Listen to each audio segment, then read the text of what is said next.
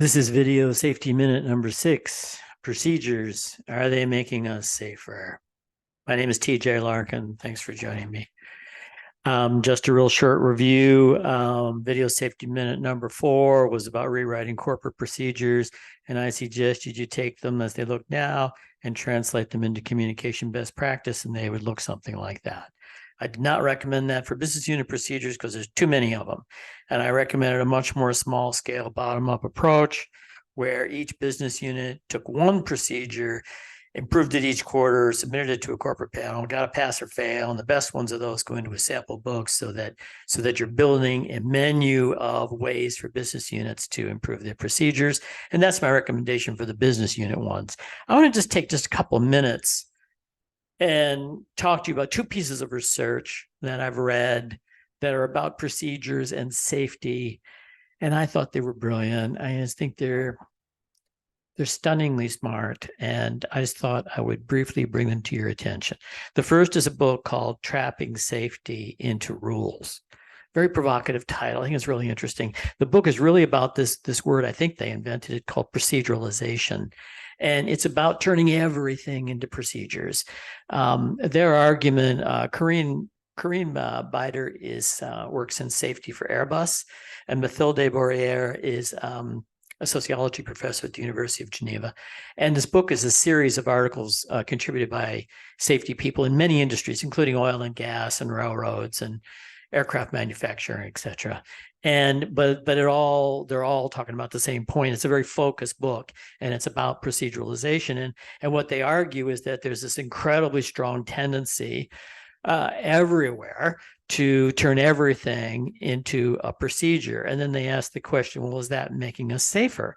And in general, I mean, kind of the answer is yes. These aren't stupid people. They aren't saying, oh, we don't need procedures. That would be a dumb thing to say, and they're way too smart for that. But they're saying that there were some unintended consequences that came with proceduralization, which have turned out to be harmful. And I'm just going to go over 2 of those. These are the 2 major ones in the book. The first problem is when an accident happens, and we ask the question, well, why did it happen? The answer way too frequently is that the employees didn't follow the procedures. Actually, after you read this book, it's kind of laughable. Well, of course, they didn't follow the procedures. It wouldn't be an accident if they followed the procedures. But the authors argue that this stops us from doing a really careful investigation and finding out what are the real causal factors behind accidents. Why didn't the employee follow the procedure? Was the employee too tired? Is the procedure too difficult? Has deviation been normalized? You've been doing it this way for 10 years. No one thought it was wrong. It's the way we always did it. Why didn't the employee follow the procedures? If you go back and look at my very first safety minute on high-risk employees, there's a study in there on the UK Navy which points out that 50% of serious accidents involve employees who are undergoing some strong emotional stress. Often it's an argument at work or a disagreement with one supervisor, but it could be other things. Maybe the reason this employee didn't follow the procedure is because she just found out 2 days ago that her husband has ALS. Or he didn't follow the procedure because his kid's undergoing chemotherapy because of leukemia. I mean, we got to dig deeper and find what were the real causal factors behind these accidents.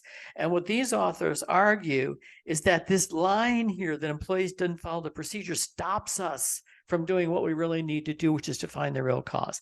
Secondly, they argue that once you have proceduralization, well, then how do we fix it? Well, we're going to add a section to the procedure.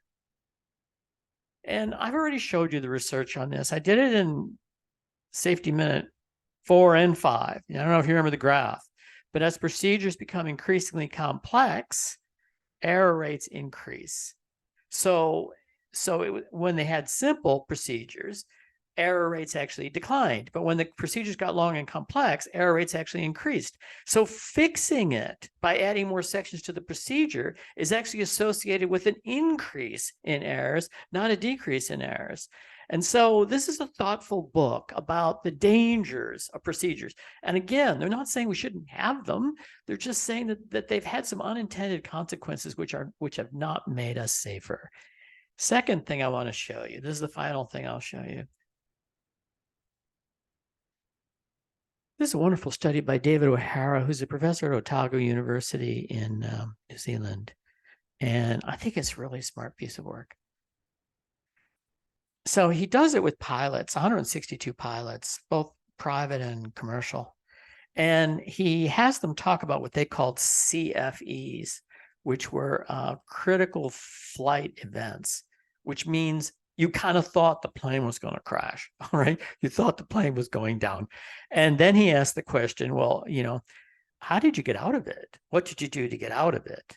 And what's fascinating about this paper is that when pilots talked about how they rescued themselves and their passengers from a CFE, was they remembered a case.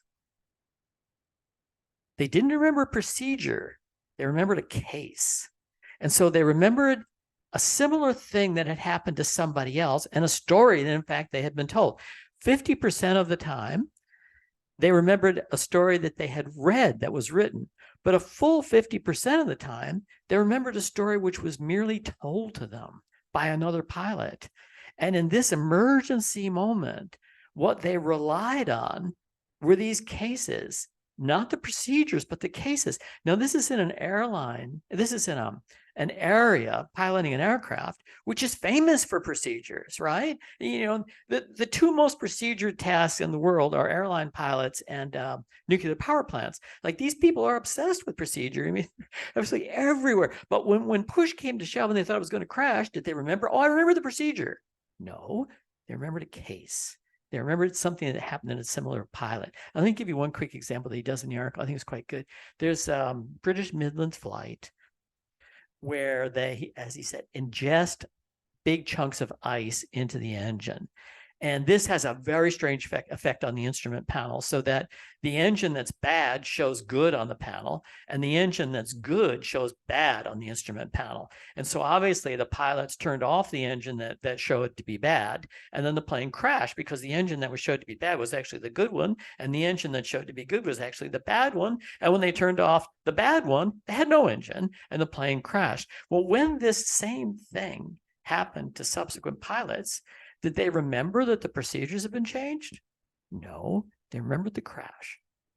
And so what he makes the point is that what works in safety are cases of stories and things that have happened to real people. In 30% of these cases, the case was more than 5 years old.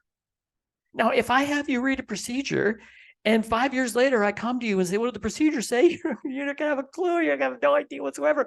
But if I tell you a story about something that's happened, 5 years later, you're going to remember it. Only 20% of the cases people remembered were within the last 6 months. And guess what? Older pilots did better than younger pilots. And why was that? They had a bigger mental library of cases. Not that they were good at remembering procedures. Younger pilots were better at remembering procedures. Older pilots were better at remembering cases. Now, what does this mean for us, oil and gas, mining, chemical companies? Well, what I think it means for us is that lessons learned may well be more important than procedures. I think maybe I'll change my mind on this at some point, but after reading this article, I was really struck by how profound it was. I think if you called me up and said, I have $1 to spend on safety communication, what should I spend it on? I think I would say lessons learned. I don't think I would say procedures based on this article. So I hope that's useful to you. And,